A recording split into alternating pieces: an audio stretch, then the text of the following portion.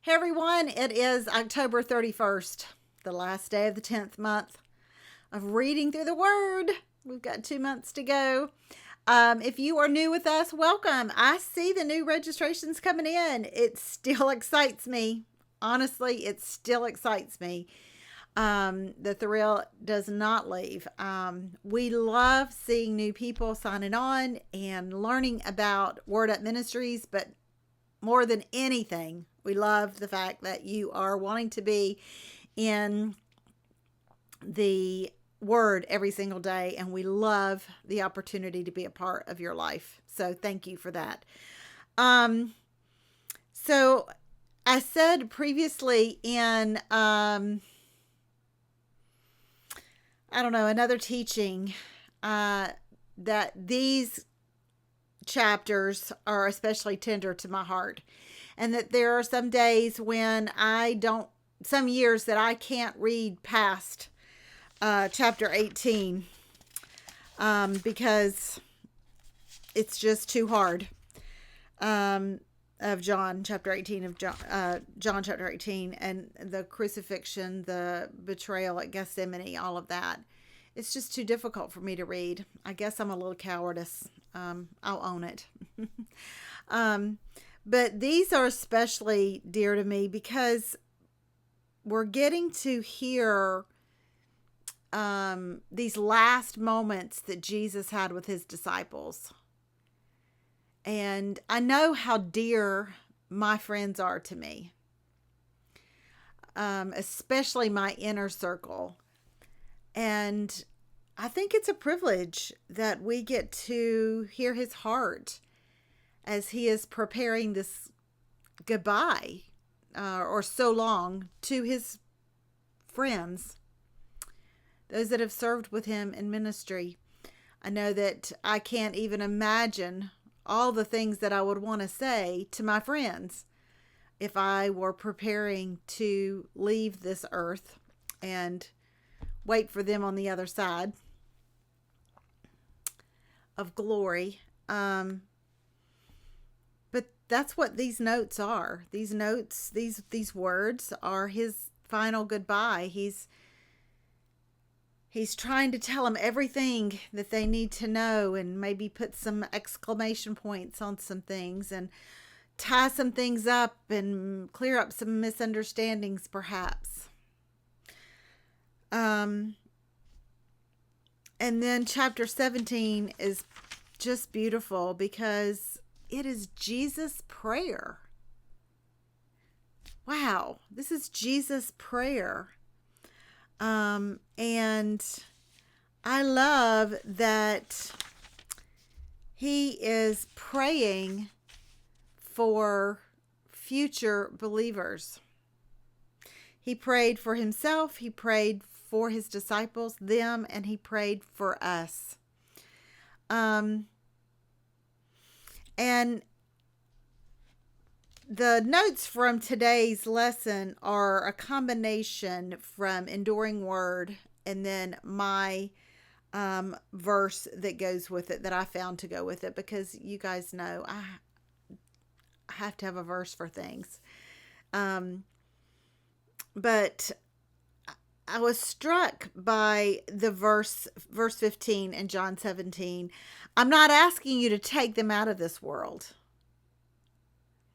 I don't know how you feel sometimes, and if you've ever even asked this question, but if you're wanting me to be saved, and you did want me to be saved, God, and thank you, Jesus, for coming so that I could be saved, and I am spared the wrath of eternity apart from you. But if the end goal was for me to be saved and I got saved, then why am I here? Why am I still hanging out here with all of this suffering and sorrow and pain and backstabbing and betrayal and hurt and sadness? Why don't you just take me? When we accept Christ, why doesn't he just take us home? Have you ever asked that question? I'm sure you have. But he's saying in his prayer, I'm not asking you to take them out of here. I'm asking you to keep them safe. And he even goes further down at the bottom of my notes, to keep us safe, but also to make us holy by his truth, to teach us by his word, which is truth, he says. And then further, even in the reading, he prays for unity for us. He asks the Father to give us unity. And it really just didn't dawn on me till I sat down and I thought, you know what? Looking at these points of why we're still here and we weren't taken from this earth, from this world, is because the harvest is great. And there are things that we can do to be the hands and feet of Jesus. Jesus himself knew full well what it was like to be rejected by his family, his friends, the crowd. God himself was rejected.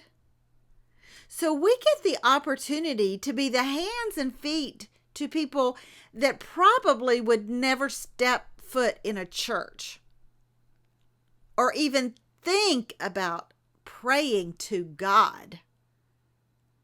Because of the way we live our lives, infused with truth and led by the Spirit, we can introduce the lost to Jesus. We get to be part of that. The harvest is great, and the chances of the people that we get the opportunity to influence for the kingdom of Christ, the chances of them rejecting Christ is great. But it's less if they see someone in the flesh, skin, Jesus, a Jesus with skin perhaps, that can say, hey, you know what? Life stinks right now, right? But let me tell you about Jesus. Let me tell you how I get through these things. All of this political jargon and all of this stuff that's going around. This is hard stuff. But you know what? I don't worry about it because my future's secure. Let me tell you how. Yeah, my mom and dad and my mother-in-law all did pass away within 4.5 months of one another. Yeah, let me tell you how I got through that. Yeah, my husband's had some serious health problems. Let me tell you how I've gotten through that. Yeah, we hit a bumpy place in our marriage. And yeah, let me tell you how we got through that. We can be the hands and the feet and the mouthpiece of Jesus, and are less likely to get the full-on rejection than Jesus himself and God himself. So shine. So win others to Jesus. So serve the Lord with gladness and come into his presence with singing. So see the glory of the Lord. So continue on and do not give up. That's where we need to just reconcile ourselves. We're here. He left us here for a purpose, and that's our purpose, is to be the hands and feet and bring the goodness of the gospel, the hands and feet of Jesus, and bring the goodness of the gospel to those who might totally reject it from any other source. But because they know us, they've witnessed how we've lived our life. And that's why it's so important to live our lives according to God's truths. Because people watch.